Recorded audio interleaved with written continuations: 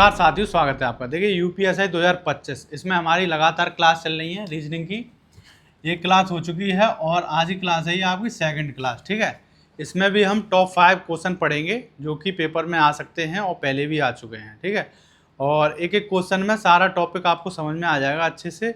और इस तरीके का क्वेश्चन यदि पेपर में आएगा तो ऐसा हो ही नहीं सकता कि आप उसे गलत करके आ जाएं। ठीक है, इसीलिए पाँचों क्वेश्चन डेली लिखते रहें और समझते रहें।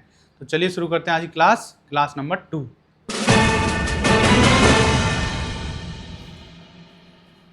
तो देखते हैं पहला क्वेश्चन क्या है इसका।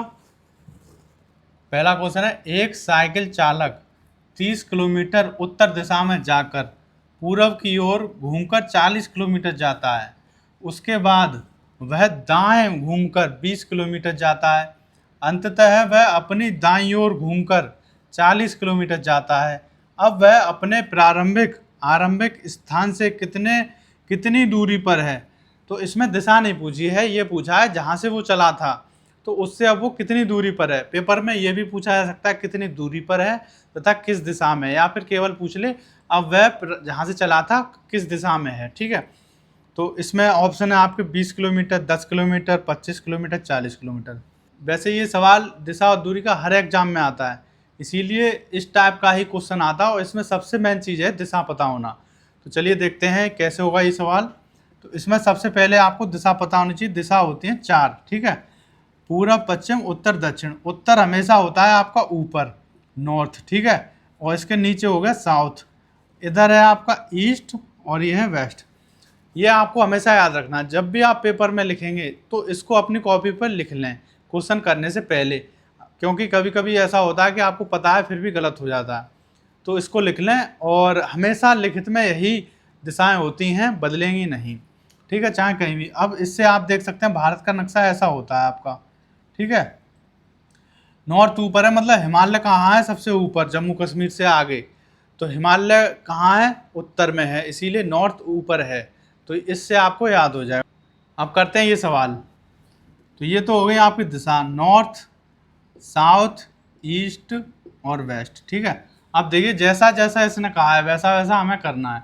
साइकिल चालक 30 किलोमीटर उत्तर दिशा में जाकर, उत्तर दिशा में गया 30 किलोमीटर। तो यहाँ पे कहीं एक पॉइंट बना लीजिए। अब जैसा वो कह रहा है वैसा करना है आपको। 30 किलोमीटर उत्तर, उत्तर किधर है, ऊपर की तरफ। तो ऊपर हमें चलना है और ये कितना चला, 30 किलोमीटर। तो 30 लिख दिया। आप अंदाजे से ही लिखना है आपको। ठीक है, ये लाइन आप कितनी भी बना सकते हैं अपनी सुविधा अनुसार। अब 30 किलोमीटर ऊपर आ गया उत्तर में, पूर्व की ओर घूमकर 40 किलोमीटर जाता है। अब क्या किया इसने, यहाँ से पूर्व की ओर घूमा, मतलब उधर। पूर्व किधर है, इधर है। कितना चला ये, 40 किलोमीटर। अब वो यहाँ पे आ गया। ठीक है, उसके बाद वह दाएं घूमकर 20 किलोमीटर जाता है। अब क्या बोला है इसने, दाएं घूमा। दाएं कौन सा होता है, जब हमारा मुंह इधर है तो हमारा दायां हाथ इधर है, तो मतलब हमें इधर जाना है। तो जिस जिस तरफ इस तीर का मुंह होगा उसी के दाएं बाएं होंगे। तो इधर हो गया, ये हो गया इसका बाएं। ठीक है, ये हो गया इसका बाएं और ये इधर की तरफ होगा इसका दाएं। तो इसको इधर आना है। कितना चला ये, 20 किलोमीटर। अब ये 30 है तो 20 कितना होगा, थोड़ा कम होगा इससे, तो हमने यहाँ तक कर लिया। ठीक है, ये 20 किलोमीटर आ गया यहाँ पे। आगे क्या बोला, अंततः वह अपनी दाईं ओर घूमकर 40 किलोमीटर जाता है। अब यहाँ से भी वो दाईं ओर घूमा है और 40 किलोमीटर जा रहा है। अब देखिए यहाँ से दायां किधर है, इधर, और बायां है उधर, क्योंकि इसका मुंह नीचे की तरफ है। तो इधर 40 किलोमीटर आया वो। 40 देखिए ऊपर जब हमने 40 की लाइन यहाँ तक ली है तो इधर भी 40 की लाइन ये होगी। तो 40 किलोमीटर आ गया। अब वो कहाँ पे आ गया, यहाँ पे। ठीक है, तो अब वह अपने आरंभिक स्थान से कितनी दूरी पर है। चला कहाँ से था, यहाँ से था। अब 30 ये है, 20 इधर आ गया, तो ये कितनी बची, 10। तो ये वाली दूरी जो बची वो 10 बची। तो वो आरंभिक स्थान से कितनी दूरी पर है, 10 किलोमीटर। ठीक है, और यदि अगर वो दिशा पूछते तो देखिए आरंभिक स्थान से वो अब उत्तर दिशा में है, ऊपर की तरफ ही तो है यहाँ से। तो ये है, तो यहाँ इसका आंसर हो गया आपका बी, 10 किलोमीटर। ठीक है, अब देखते हैं अगला क्वेश्चन। तो देखिए सेकंड क्वेश्चन, कुंदन की घड़ी में अभी 12:30 हो रहा है, तो दोनों सुइयों के बीच का कोण क्या होगा। कल भी ऐसा क्वेश्चन बताया था, आज भी ये थोड़ा अलग है उससे। ठीक है, तो जिन लोगों ने कल की क्लास की है वो इसे आसानी से कर सकते हैं, क्योंकि पूरा मैं समझा चुका हूँ। और मैं चाहता हूँ डेली आपका रिवीजन भी होता रहे, नए नए क्वेश्चन भी सीखते रहें, थोड़ा इसमें एक्स्ट्रा है, ठीक है। तो देखते हैं कैसे होगा।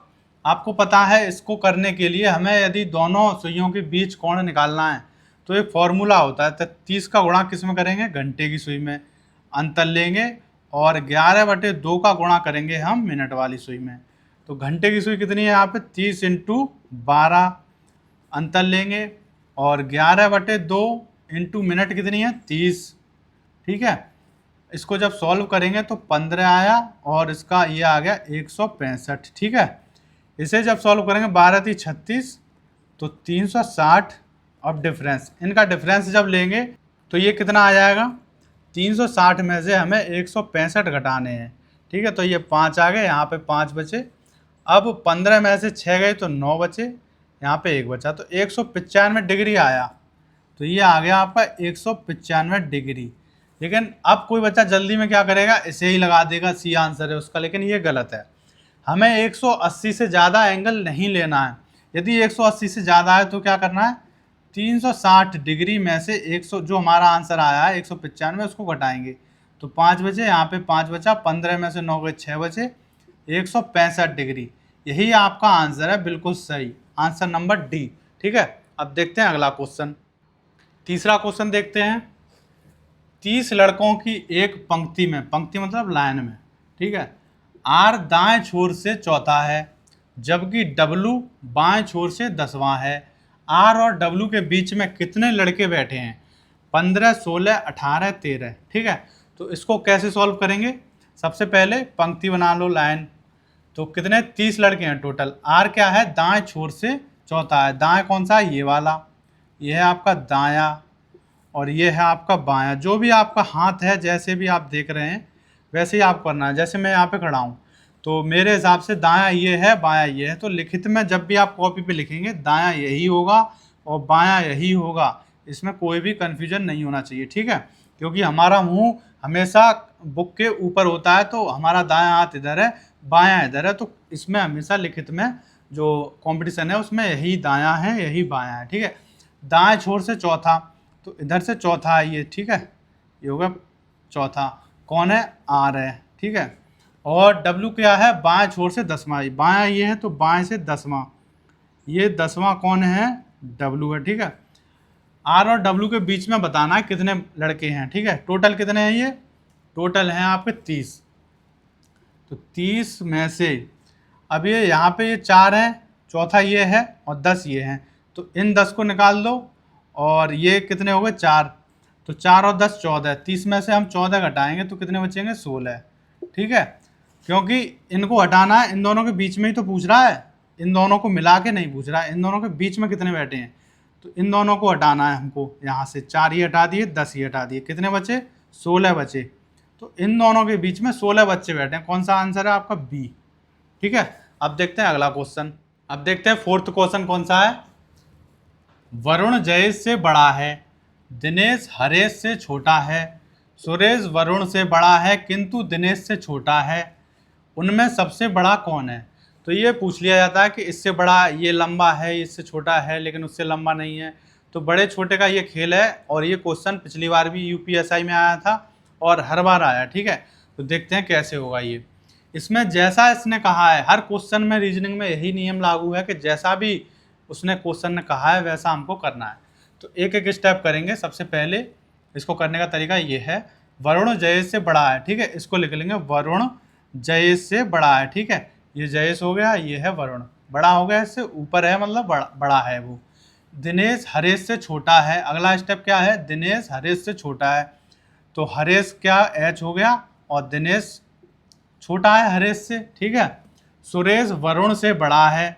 अब सुरेश क्या है? वरुण से बड़ा है, तो ये होगा सुरेश, ये है वरुण। ठीक है, वरुण से बड़ा होगा, किंतु दिनेश से छोटा है ये सुरेश, तो दिनेश से छोटा, डी ऊपर आ गया दिनेश। ठीक है, अब इनको हमें मिलाना है टोटल। तो देखिए यहाँ पे v है, तो v से नीचे क्या है? ये j। तो ये v उठा के इसको जब हम यहाँ पे रखेंगे तो v तो ये है ही, j और आ गया नीचे। ठीक है, अब d ये रहा, तो d से ऊपर इसको उठा के जब हम यहाँ पे रखेंगे, h हरेश बड़ा है ना d से, तो एच ऊपर आ गया, ठीक है। ये हो गया हमारा फाइनल। अब इसमें देख लीजिए, जो भी पूछा होगा आप निकाल सकते हैं। उनमें सबसे बड़ा कौन है? एच। एच मतलब हरेश। तो ये हो गया आपका आंसर बी सही, ठीक है। और सबसे छोटा कौन है ये भी पूछ लेता तो हो गया जयेश। तो हमारा आंसर जयेश हो गया। ये पूछ ले इन इन सब में मतलब जो बीच का है वो कौन सा, कुछ भी पूछ सकता है, या फिर हरेश से सबसे बड़े से छोटा कौन सा है, तो हमारा आंसर दिनेश आ जाता है, डी, ठीक है। अब देखते हैं अगला क्वेश्चन। तो देखते हैं 5वां क्वेश्चन क्या है आपका। उत्तर दिशा की ओर मुंह किए A B C D E और एफ, कितने हो गए ये लोग? 4 और 2 6, 6 लोग हैं, ठीक है। एक पंक्ति में बैठे हैं। ए पड़ोसी है बी का, बी और डी का, ठीक है। ई पड़ोसी है सी और एफ का, डी पड़ोसी है सी का। तब ए और ई के मध्य कितने सदस्य बैठे हैं? सबसे पहले आपको क्वेश्चन बहुत ध्यान से और आराम आराम से पढ़ना है, समझते हुए। यदि आप एक बार क्वेश्चन समझ गए तो सॉल्व करने में आपको ज़्यादा देर नहीं लगेगी, और सॉल्व करने का तरीका मैं बता रहा हूँ आपको। सबसे पहले हमें पता है 6 लोग हैं, ठीक है। तो एक पंक्ति है ये, इसमें 6 लोग बैठे हैं। अब क्रम तो हमें पता ही नहीं है, तो क्रम निकालने के लिए इसने आगे दिया है ए पड़ोसी है बी और डी का। अब ए पड़ोसी है बी और डी का, इसका मतलब क्या है? ए को हमें कैसे लिखना है? ए बी और डी। तो ये तो बी का पड़ोसी तो हो गया, लेकिन डी का नहीं हुआ। इसका मतलब इसको बीच में करना है हमें, ठीक है। तो ए पड़ोसी है बी और डी का, ठीक है। ये पहला क्वेश्चन, पहला जो इसने दिया है मतलब वाक्य, उसके अनुसार ये हो गया। आगे देखिए, ई पड़ोसी है सी और एफ का। तो ई सी और एफ का है, तो सी और एफ, ठीक है, बीच में आ गया ई। डी पड़ोसी है सी का, तो डी और सी हमने साथ में लिख दिए क्योंकि पड़ोसी हैं। अब ए और ई के मध्य बताना है हमें, तो इसको हमें अब जोड़ के लिखना है, जैसे हमने पहले क्वेश्चन में किया है। तो देखिए सी ये रहा, एफ ये रहा, ठीक है। अब देखिए डी कहाँ है? ये रहा डी। डी से आगे सी करना है हमको, क्योंकि डी के आगे सी है, ठीक है। और सी ई एफ, अब देखिए सी इधर आ गया, सी को उठा के हम सी के आगे कौन है? ई और एफ, ठीक है। अब हमारे ये पूरे 6 लोग आ गए इसमें। अब हमें आराम से बता देंगे जो भी ये पूछेगा, ठीक है। तो इसने क्या पूछा है? ए और ई के मध्य, ए और ई के मध्य कितने लोग बैठे हैं? 2 लोग। तो हमारा आंसर कौन सा होगा? ए, ठीक है। तो इस तरह आपको ये सवाल करने हैं। यदि आपको कुछ समझ में ना आया हो तो आप कमेंट कर सकते हैं, मैं इसको बता दूंगा आपको, ठीक है। तो मिलते हैं अगली वीडियो में, तब तक के लिए थैंक यू।